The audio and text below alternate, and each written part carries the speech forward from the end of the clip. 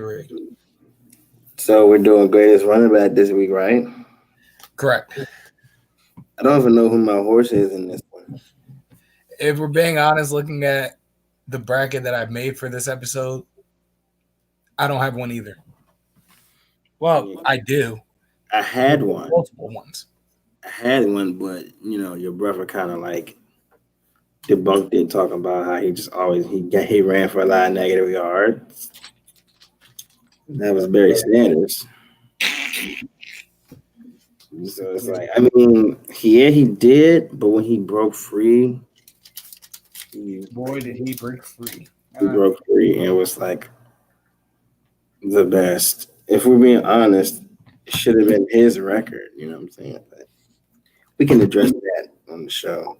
Well, Kenny, if ifs were fifths, we'd all be drunk. Yeah, I just don't think it deserves to be Emmitt Smith. Like, I'm just hoping Peterson plays for like 10 more years and breaks it. Because, like, Adrian Peterson, you said?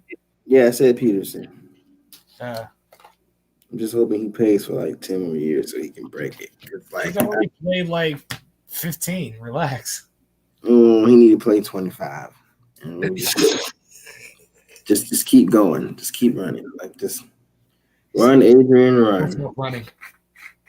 Yeah, like hopefully this year for the Washington football team, he has like 10 400-yard games. I don't know. Maybe that'll help. 10 400-yard games. All in one season. All in one season. Adrian Peterson for another 400 yards. Yes. If Adrian Peterson did that one season, we would have to literally revisit this bracket episode. That's totally fine. I'm cool with that. As long as it's not Emmitt Smith at the top. I don't care. As long as you're cool with that. Nevertheless. Emmitt Smith to running backs is Steve Young to quarterbacks for me. Oh, God.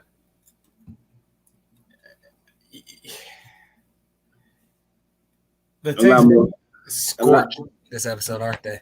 A lot more anger goes to Emmitt Smith, though. One, to me, he was an average running back at best. Oh, wow. Like, because, like, when I think of great running backs, Emmitt Smith don't come to my head, okay? Like, yeah, he's the leading rusher in NFL history, sure. But it's like, am I losing sleep over playing against Emmitt Smith? No. So, like, this is not. He's not. The allure of Emmitt Smith also goes with that offensive line. Yes. Again, you know what I'm saying? That offensive line is probably the greatest offensive line in NFL history. However, Emmitt Smith also had a second gear. To the point where no matter how late you thought his second gear was, it didn't really matter because by the time he got to that second gear, the offensive line already did its job. Yeah, anybody can have a second gear in open field. Thanks. Let's look at John Riggins, second gear, open field. I don't like your comparison, but this is very true. You don't have to like it, but you better respect it because it's the damn truth. Only difference between John Riggins and Emmitt Smith is John Riggins was actually pretty good as a Jet before he got to Washington. Not saying he's like the best. Emmitt Smith, the Jets offensive line, that wasn't really like that when he was in New York. Emmitt Smith was brought into a beautiful situation with a beautiful offensive line, good enough quarterback to get the job done because I don't really respect Troy Aikman like that either. He's kind of average to me too. I think the only key piece that really made Dallas good was Michael Irvin. I give Michael Irvin his credit, right? Troy Aikman, he just seemed average to me. He was always hurt, always concussed. But when he threw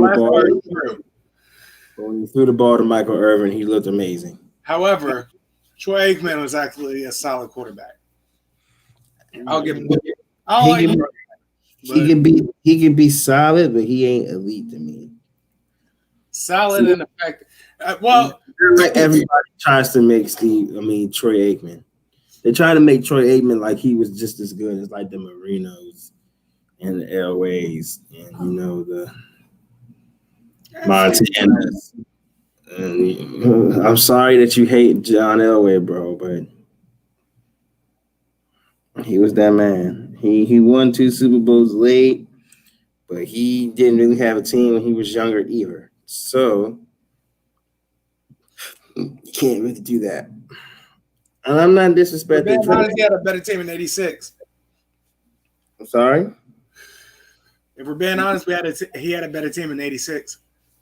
Well, they lost, so obviously they weren't good enough to win. That's my highlight. That's probably not true. I just don't. Fine. I just don't like people talk about these average QBs like they're like really, really amazing.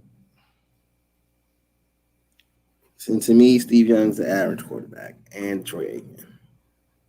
I've already explained to you in detail why I feel like Steve Young average. Because it'd be cool if they just say, okay, he made some great throws, which I can give him great throws. Cool, yeah, all right. Great offense, kid, yeah, cool. But he wasn't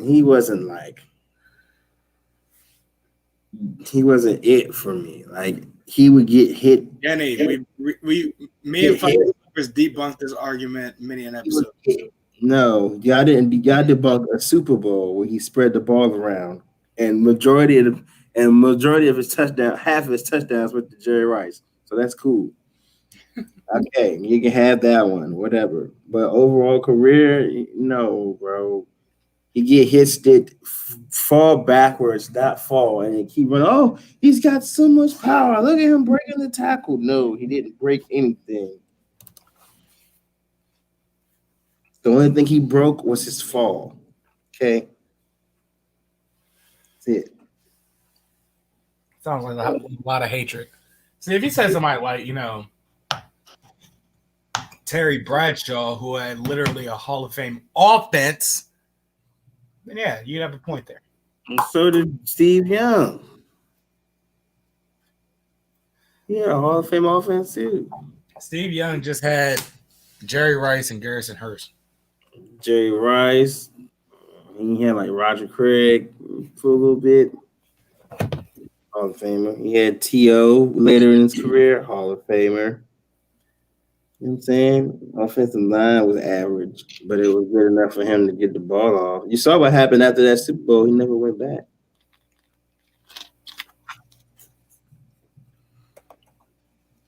I'm sorry. I'm just not gung-ho about Steve Young like everybody else. Yeah, he left-handed. Yeah, give the lefties hope. That's cool. I'm all for that. That's great. I think you have a against left-handed quarterbacks, too. No, because I like Michael Vick. Not at all. I like Michael Vick. He's a lefty. Well, if you don't treat dogs like human beings, you like Mike Vick. So that's a given. However, any other left-handed quarterbacks, no, you don't like. You got to name some left-handed quarterbacks. I don't even know all the lefty quarterbacks, though. Let's see. I'm pretty sure you do. There was Steve Young, of course. Kenny Stabler. I like Kenny Stabler. Boomer Esiason. I like Boomer Esiason. Not better than Steve Young, though. I can't give you that. I'm not totally biased to Steve Young.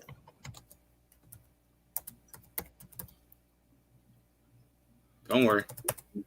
We'll solve this in a second. Yes.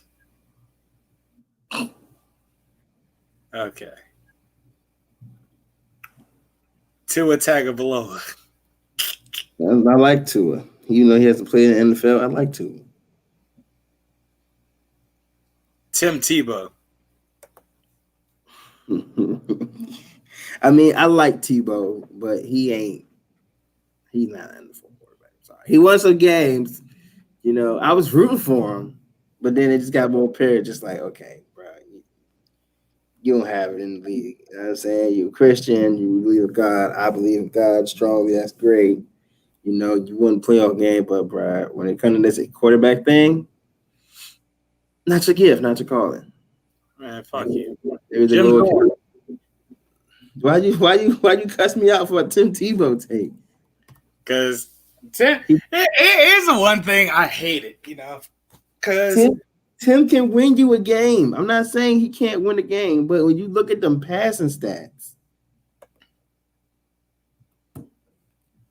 he not it. There's no knock on him. It's just not it. But a win is a win is a win. And could he win a game? Yes. But can you count him? Can you count him to win you 11 games in the league? Would you feel comfortable winning 11 games a year with Tim Tebow as your quarterback? I'll put it to you like this, Kenny. No. If you put us in a fourth quarter comeback situation all 16 weeks out of the season, Tim Tebow is going to make at least 14 comebacks. That's my story, and I'm sticking to it. Stop. Stop it right now. And y'all talk about me. Stop it right now. Scott Mitchell. Nah. Todd Marinovich. Nah. Fair enough. Mark Brunell. Decent. I can give him a little bit. You know what I'm saying? Not better than Steve Young. All right. I would never say he's better than Steve Young, but I like Brunell for he was solid for what he was. All right. Chris Sims. No. Yeah, no. The late, great Jarrett Lorenzen. Cool nickname, not good quarterback.